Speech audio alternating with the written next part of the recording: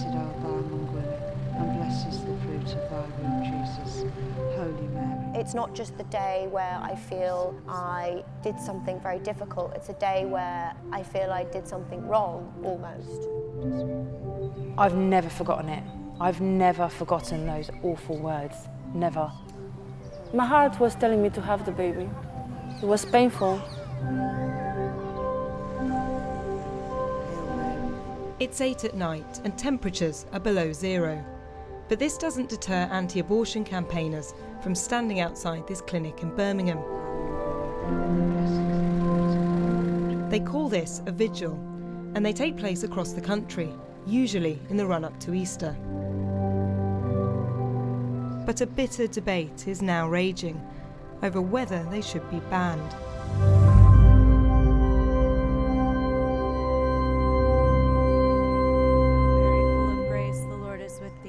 Blessed art thou amongst women, and blessed is the fruit of thy womb, Jesus. This clinic in Ealing in West London is targeted more than most. Here, campaigners gather not just during Lent, but all year round, and have done for more than 20 years. Hail Mary, full of grace. Their aim is to convince the women coming here not to have an abortion. Lisa is still troubled by what she experienced here a number of years ago. I never decided to have my abortion.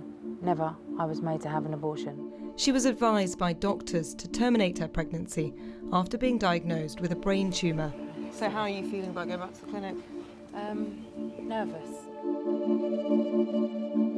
It's a lot more calmer than it was on the day that I approached today. But as I walked up, some people holding some leaflets, and they were surrounding the entrance, totally surrounding the entrance. So you had to walk past them no matter what happened. And as I was walking closer, I was told that it was a murder. Word I'll never forget. And I was also told that I had a heartbeat. I was killing something with a heartbeat. And that's the words that still live with me today. What was it like to learn that you had to have this abortion that you didn't want? I was heartbroken. I'd tried for a few years to fall pregnant, and when I did fall pregnant, it was the best thing ever. And to be told, actually, you can't have that. You can't have that, and it's just absolutely heart-wrenching. And I just remember going in, sitting there, and I wanted to come home. I was happy to come out of the clinic and go home and risk my life because I didn't want to be branded a murderer. Those here today are not the people Lisa encountered. How is it to see them standing here? It angers me. I think it's cruel, I think it's unfair, and I don't think it should be allowed. God created all men in his own image, the Bible says. At clinics across the country, staff say women are being routinely harassed and intimidated as they try to access this vital health service. But the anti-abortion groups dispute this. They say they're merely there offering support to women who don't want an abortion, but see no other way out. Today, in front of the cameras, there is no shouting. Watching the people standing outside the clinic, they are approaching women as they go into the clinic for their appointment, and then again when they come back out, trying to hand them these leaflets that have in them help and support. They are deliberately going up to women, speaking to them, trying to engage them. But when we asked to see a leaflet, we're refused. Well, as I said, I don't give interviews. I'm here to help mothers in a pregnancy crisis. So right now, I can't work. So with respect, I'm not going to continue talking to you. Here in West London, the vigils have received so much opposition that the local council is considering banning them. Across the country, it's difficult to know exactly what is happening outside the clinics. The vigils are sporadic. There can be different people each day, so there's no one to hold to account. There is no excuse deemed right for you to terminate the life of a child.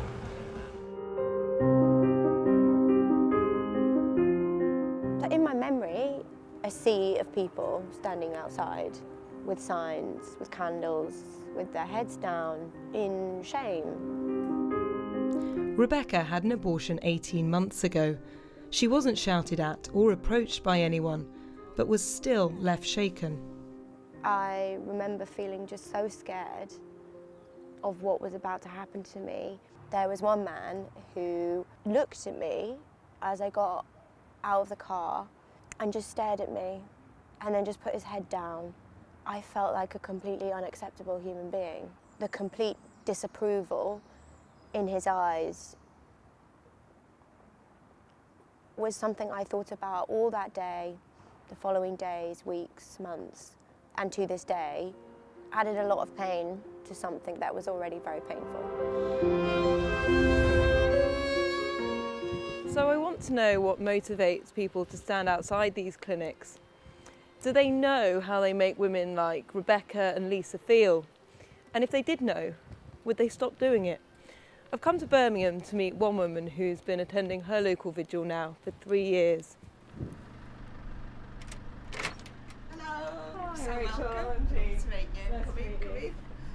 in. How are you? Right, how are you? Yeah, have a cup of Rachel has had 2 abortions herself. When did you realise that you regretted your abortions? I would say 10 years later, a good 10 years. And it was a good 20 years till I got help. You now go and stand outside abortion clinics. What made you decide to do that? I stand outside the clinics because I don't want there to be another Rachel that goes through those abortion facilities to one day regret it. I know there's women out there that think they thought long and hard about it and it's the right decision for them. But there's a lot of women that didn't think long and hard of it. I didn't think long and hard about it. I thought about it with fear. And if somebody had been there to actually ground me and say, you know, there is other options out there, maybe my 2 children would be alive today.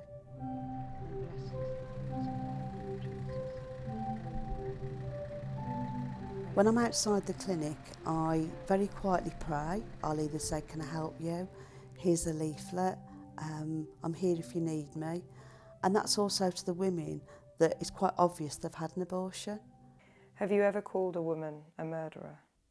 Why on earth would somebody think it was okay to call somebody a murderer? Shouting murderer, being abusive, standing in the way of people, all these things that are not happening would not be allowed and should not be allowed. But I've never seen any evidence of it. Have you ever told her emotive things like talked about a baby's heartbeat or called her mum? I've never told anyone that the heartbeat is at 16 days. But I think telling somebody that the heartbeat is at 16 days isn't emotive. I think it's fact.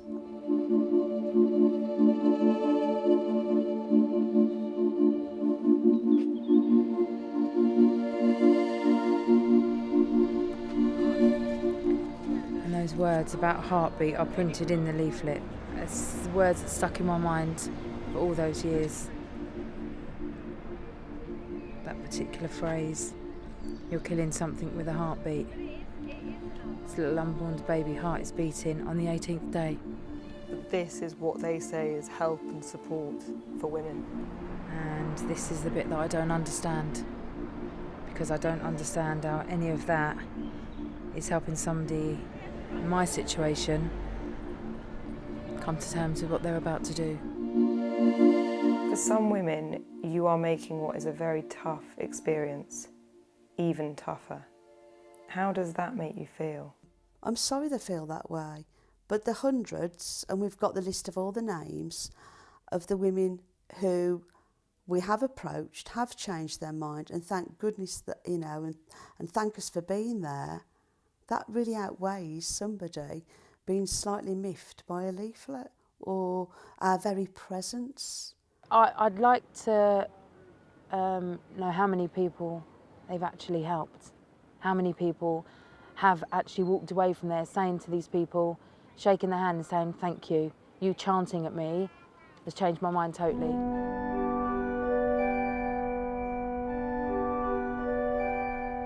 We asked one of the vigil organisers to introduce us to a woman who they have supported through pregnancy. This is Alina. She moved to the UK from Romania 7 years ago and became pregnant while working as a live-in au pair. My heart was telling me to have the baby. I was desperate, I felt desperate. I never dreamed to have an abortion. I didn't have where to live. The biological father didn't want the child. And when I told him I'm pregnant, he said to me, Alina, it's not the right time for me to have another child. And finally I gave in.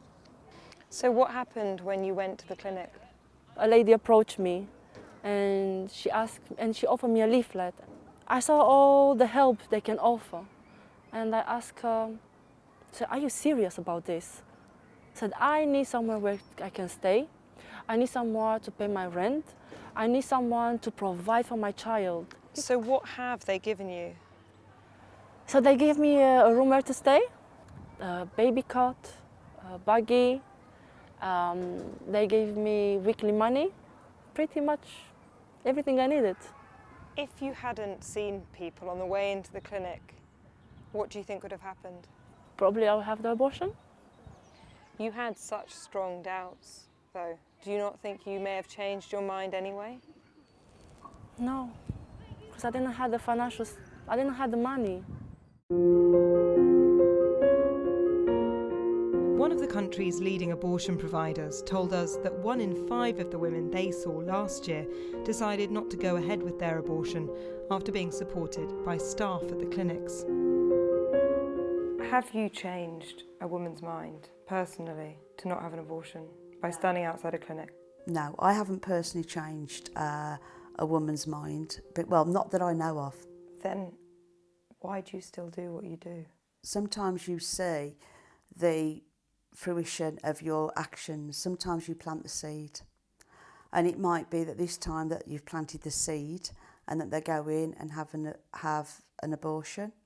And it might be the second time round that they'll think twice. There is a lot of support from the NHS, from charities at every single point prior to arriving at the clinic. An extra layer of scrutiny and pain is completely unnecessary. Tonight, Ealing Council will vote on whether to introduce a buffer zone around the clinic, which would stop people from standing here. There are reports of women being approached, of women being pushed, of women being shouted at. It's bad, and honestly it's bad, but you can't punish all the helpers because of one person shouting. Then it moves on to 10 weeks, that's a surgical abortion. Other councils are watching and waiting to see what happens, as is the government. It's currently considering what to do at a national level. I do not believe they should be allowed to protest directly outside of clinics. I think it goes against my own freedom of speech, my own freedom to be there. A protest is somebody shouting, "This isn't right, this isn't right." I'm whispering, "Can I help?" When they turn up there for a day and stand for 1 or 2 hours, it's a small part of their day. And then they go about their everyday lives. For the woman who is making that decision, it is something they will remember for the rest of their lives.